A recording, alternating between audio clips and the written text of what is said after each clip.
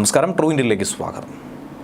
ശബ്ദത്തിനേക്കാൾ അതിവേഗത്തിൽ ചലിക്കുന്ന മിസൈലുകളുടെ ശേഖരം തന്നെയാണ് നമ്മുടെ ഇന്ത്യൻ സൈന്യത്തിനുള്ളത്, അല്ലെങ്കിൽ ഇന്ത്യക്കുള്ളത്. ഇതൊക്കെ കൃത്യമായി ശത്രുക്കളെ തിരിച്ചറിഞ്ഞ് അവർക്കെതിരെ തിരിച്ചടിക്കാനും ഏത് സമയത്തെങ്കിലും നമുക്കൊരു അപകട സാധ്യത മണത്തു കഴിഞ്ഞാൽ, നമ്മളെ ആക്രമിക്കുന്ന രീതിയിലേക്ക് വന്നു കഴിഞ്ഞാൽ പ്രതിരോധിക്കാനും കൂടി വേണ്ടിയിട്ടാണ്. പക്ഷേ ഒരു ദിവസം പൊടുന്നനെ ഇന്ത്യയിൽ നിന്നും ഒരു ബ്രഹ്മോസ് മിസൈൽ പാകിസ്ഥാനിലേക്ക് തൊടുത്തുവിട്ടു. പാകിസ്ഥാനിലെ ഒരു ഗ്രാമത്തിൽ ചെന്നത് പതിച്ചു. ഭാഗ്യത്തിന് വാർഹെഡ് ഇല്ലാത്ത അല്ലെങ്കിൽ സ്ഫോടനം സംഭവിക്കാവുന്ന വിഷയങ്ങളൊന്നും തന്നെ അതിൽ ഘടിപ്പിച്ചിട്ടുണ്ടായിരുന്നില്ല. അതുകൊണ്ട് വലിയ തോതിൽ നാശനഷ്ടങ്ങളൊന്നും തന്നെ അവിടെ സംഭവിച്ചില്ല, ആളപായമുണ്ടായില്ല. എന്നിരുന്നാൽ പോലും പാകിസ്ഥാനെ സംബന്ധിച്ച് അത് വലിയ വെല്ലുവിളി തന്നെയാണ്. പാകിസ്ഥാൻ ഏറ്റവും അധികം ചങ്കിടിപ്പുണ്ടായ ഒരു സംഭവമാണ്. എന്നാൽ പിന്നാലെയാണ് അറിയാൻ കഴിഞ്ഞത് അത് അബദ്ധത്തിൽ സഞ്ചരിച്ചു പോയ മിസൈലായിരുന്നു എന്നുള്ളത്. എന്നാൽ ഏറ്റവും ഒടുവിൽ പുറത്തു വന്നിരിക്കുന്ന വിശദാംശങ്ങളിലൂടെ കേന്ദ്ര സർക്കാർ നൽകിയിരിക്കുന്ന വിശദീകരണത്തിലൂടെ മനസ്സിലാക്കാൻ കഴിയുന്നത് 24 കോടി രൂപയുടെ നഷ്ടമാണ് ആ ഒരു അബദ്ധത്തിലൂടെ ഇന്ത്യക്ക് സംഭവിച്ചത്. അയൽ രാജ്യമായിട്ടുള്ള ബന്ധത്തിൽ വലിയ വിള്ളലുണ്ടാക്കിയെന്നും നിരീക്ഷിക്കപ്പെടുന്നുണ്ട്. അതിൻ്റെ പേരിൽ നിന്നും സർവീസിൽ നിന്നും കുറച്ചുപേരെ പറഞ്ഞു വിടുകയും ചെയ്തിരുന്നു. വിംഗ് കമാൻഡർ അഭിനവ് ശർമ്മയാണ് ഡൽഹി ഹൈക്കോടതിയിൽ ഒരു ഹർജി സമർപ്പിച്ചത്. അതിനെതിരെയുള്ള സത്യവാങ്മൂലത്തിലാണ് കേന്ദ്രം ഇക്കാര്യം വ്യക്തമാക്കിയത്. ഇത്രയധികം നഷ്ടമാണ് ഇന്ത്യയെ സംബന്ധിച്ചുണ്ടായിരിക്കുന്നത്. 3 വ്യോമസേനാ ഉദ്യോഗസ്ഥരെയാണ് ഈ വിഷയവുമായി ബന്ധപ്പെട്ട് പിരിച്ചുവിട്ടത്.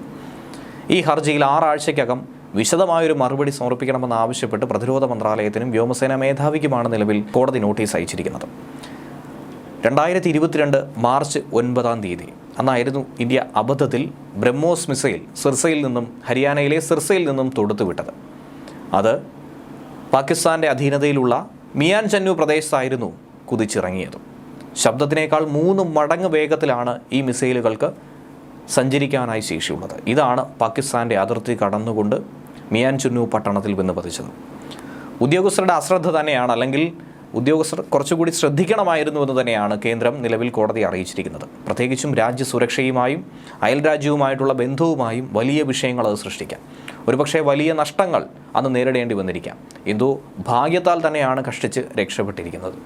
ദൂരവ്യാപക പ്രത്യാഘാതങ്ങൾ ഉണ്ടാക്കി നൽകുന്ന വിഷയമായതുകൊണ്ടാണ് കർശനമായ നടപടി ഈ ഉദ്യോഗസ്ഥർക്കെതിരെ സ്വീകരിച്ചതെന്നാണ് വ്യക്തമാക്കുന്നത്. ഇതിനുള്ള തെളിവുകളൊക്കെ കേന്ദ്ര സർക്കാരിൻ്റെ പക്കലുണ്ട്. മിസൈലിൻ്റെ പാളിച്ചയെക്കുറിച്ച് അറിയാൻ അന്താരാഷ്ട്ര സമൂഹം അങ്ങേയറ്റം താല്പര്യമായിരുന്നു പ്രകടിപ്പിച്ചത്. ഇന്ത്യൻ വ്യോമസേനയിൽ 1/4 നൂറ്റാണ്ടിനിടയിൽ ഇത്തരമൊരു സംഭവം ഉണ്ടാകുന്നത് ഇതാദ്യമായിട്ടാണ്.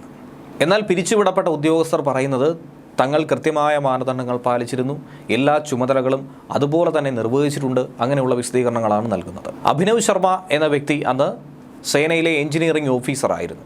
അറ്റകുറ്റപ്പണിക്കുള്ള പരിശീലനം മാത്രമേ അവർക്ക് ലഭിച്ചിട്ടുള്ളൂ. അല്ലാതെ മിസൈൽ വിക്ഷേപിക്കാനുള്ള പരീക്ഷണമോ അല്ലെങ്കിൽ പരിശീലനമോ ഒന്നും തന്നെ അവർക്കുണ്ടായിട്ടില്ല. പ്രവർത്തനങ്ങളുമായി ബന്ധപ്പെട്ട പ്രൊഫഷണൽ പരിശീലനം അത് മറ്റുള്ളവർക്കാണ് ലഭിക്കുന്നത്. അപ്പോൾ താൻ എങ്ങനെ ബലിയാടാകുമെന്നുള്ള ചോദ്യമാണ് ഇദ്ദേഹവും ഉയർത്തുന്നത്.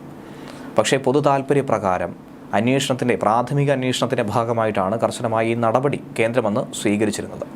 എന്തായിരുന്നാലും ഹർജിക്കാരന് കൂടി കാര്യങ്ങൾ തുറന്നു പറയാനുള്ള ഒരവസരം കോടതി നൽകുകയാണ്. ഗുരുതരമായ ഒരു കൃത്യവിലോപമായി തന്നെയാണ് ഈ വിഷയത്തെക്കുറിച്ച് സൈനിക മേധാവികൾ നോക്കിക്കണ്ടിരുന്നത്. ഒരുപക്ഷേ സൈനിക തിരിച്ചടിക്ക് വരെ അത് ഇടവരുത്താമായിരുന്നു, അല്ലെങ്കിൽ വലിയൊരു യുദ്ധത്തിലേക്ക് ഇന്ത്യയും പാകിസ്ഥാനും തമ്മിലുള്ള ബന്ധം കൂടുതൽ വഷളാക്കുന്നതിലേക്ക് അത് നയിച്ചിരിക്കാം. അങ്ങനെ അതീവ ഗുരുതരമായൊരു പാളിച്ചയായി തന്നെയാണ് ഇതിനെ നോക്കിക്കാണുന്നത്. അതുകൊണ്ടാണ് സൈനിക തലത്തിൽ ഒരു അന്വേഷണം നടത്തി അവരെ പിരിച്ചുവിട്ടത്. പാകിസ്ഥാൻ അതിർത്തിയിൽ നിന്നും 124 കിലോമീറ്റർ ഉള്ളിലായിട്ടുള്ള മേഖലയിലാണ് ഈ മിസൈൽ അന്ന് പതിച്ചിരുന്നത്. ഒരു വീടും മതിലും ഉൾപ്പെടെ നിരവധി വസ്തുവകകൾ തകർന്നിരുന്നു. പക്ഷേ ആരുടെയും ജീവൻ നഷ്ടപ്പെടാത്തത് വലിയ ആപത്ത് അത് ഒഴിവാക്കിയിരുന്നു. മിസൈലിൽ സ്ഫോടക വസ്തു ഇല്ലായിരുന്നു എന്നുള്ളതാണ് വലിയ ദുരന്തം ഒഴിവാക്കിയതിനുള്ള മറ്റൊരു സംഭവം.